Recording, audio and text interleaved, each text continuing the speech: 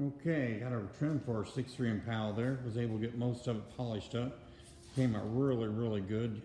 Ended up using a buffing wheel with the compounds on it. They really shined up, put a nice mirror-like image on it. And man, we did a really good job.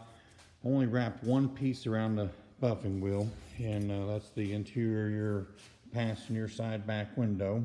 But that was quite fun. It grabbed hold of that and just wrapped it around there and just kept it flapping, and quite exciting. So anyway, other than that, they came out pretty good. So we're going to start on our valve covers next. We're going to get those polished up and see what they look like. We'll get at those and bring you back and let you know how they turn out.